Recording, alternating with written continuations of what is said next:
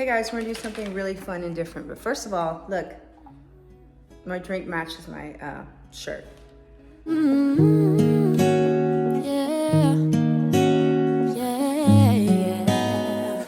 not saying I'm the expert, but I'm gonna talk about a bunch of really trendy things that I'm so over. Thanks to social media, thanks to TikTok, thanks to YouTube.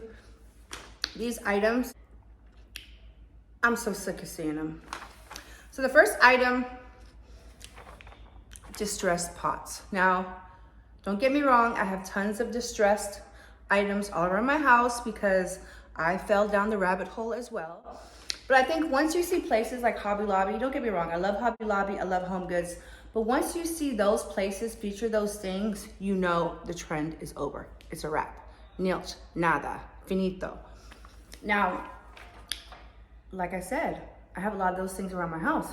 I'm not made out of money. I can't just go and replace everything at once. But one thing I'm definitely sick of seeing is distressed pots everywhere. Now, if you find something that's genuinely authentic, like my Guatemalan bowl I have over in the niche wall, some other things, then it makes sense. But if everything is like quasi-distressed, like Oliver Tellier style, like new things that are made to look old, then I'm kind of over it. And don't get me wrong, I've done it myself. I have videos where like I make distressed pots using builder supplies and stuff like that. But I'm definitely kind of overseeing that. It's so overdone. And like I said, once you see Hobby Lobby and Home Goods having these items, you know the trend is on its way out. Now don't come for me in the comments. Because like I said again, my home is decorated with full of these things that I'm talking about, okay? So next thing I'm sick of is the Mario Bellini couch. Everyone came up with the dupe. You can get all over AliExpress, Amazon, Alibaba. Now, if you had thousands of dollars in your budget, like 3 years ago, 4 years ago, and you bought the original, my hat's off to you. But at this point, it's so overdone. It's everywhere. Every famous YouTuber, influencer, designer, maker on social media has it. And I'm just, quite frankly, overseeing it. I love it, don't get me wrong. I probably would have bought it if I had the budget. But it became so oversaturated in social media that I think the Mario Bellini-esque style couch is another thing that's so overdone, so trendy, and I'm quite frankly sick of seeing it. All right, now this video is making me laugh because I hate to offend people. Now don't get me wrong. Like if you knew me back in the day, you better ask somebody. But nowadays in my soft era, I really don't like to offend people unless they offend me first. So I'm like kind of worried that I'm gonna be offending people with this video, but it's all in fun. I'm victims of trends myself. So I'm talking about everybody else. I'm also talking about myself. So just keep that in mind. Okay. The next thing that I'm so sick of seeing, I was actually sick of seeing this when it first came out. It's those oversized prayer beads. They're everywhere. You see those prayer beads on everything. Every shelf, every coffee table, every bowl, every dining table, every credenza, every nook and cranny. These beads are so overdone. I'm surprised people are still showing them. I was sick of these like a couple years ago when they came out. It's like the market was so oversaturated with these wooden sized beads. You can find them in white, black, wood stain, natural wood. I don't know if they're from Bali, Indonesia, India, China. I don't know where they're manufactured, but they're made in mass. And I'm really sick of seeing these oversized prayer beads, okay? Let's give them a rest. Let's put them in 2020 and let them stay there, okay? Because they're done.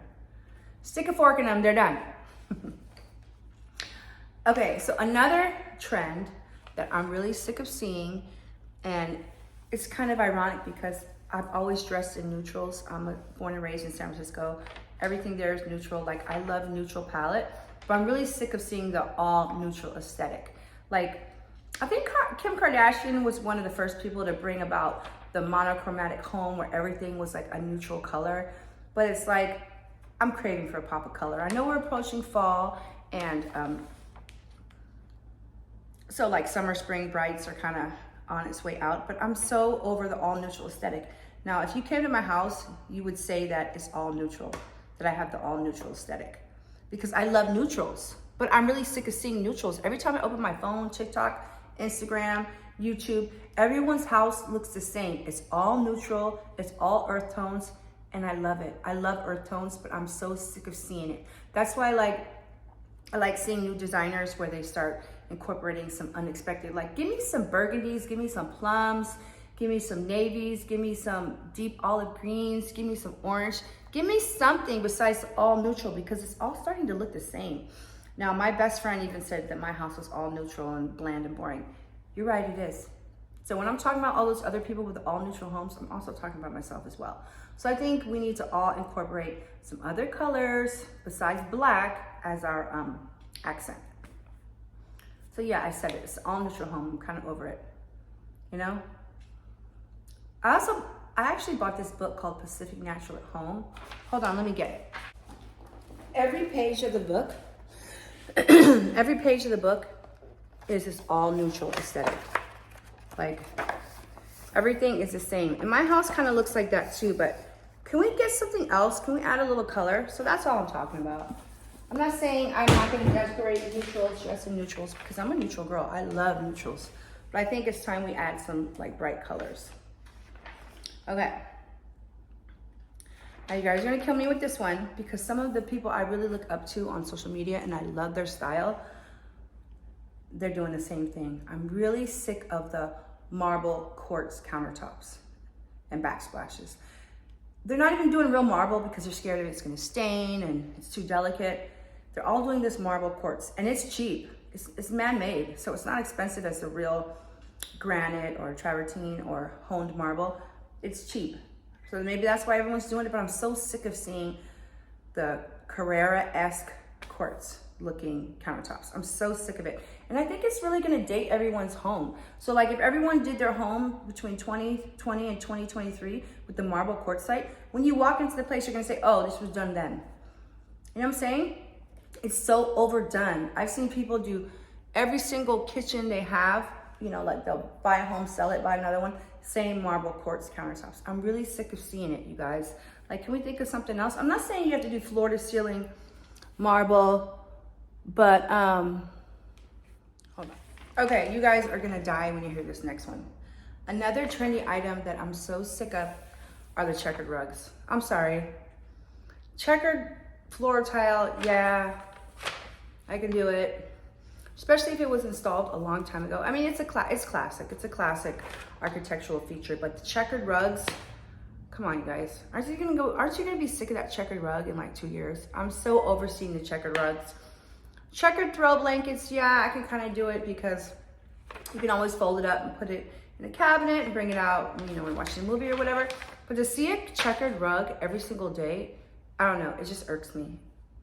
So, I don't know, if you're part of the checkered rug club, I'm sorry for offending you. I even had one in my cart before, but I'm so over it. It's super, super duper trendy, and yeah, I'm just over it. Okay guys, we only have 2 more things, trendy items I'm over.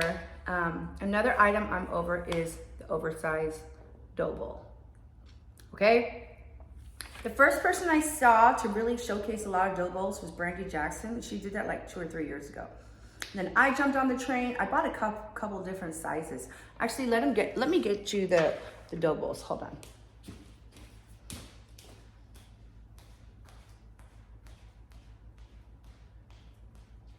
The first dough bowl I bought was this one.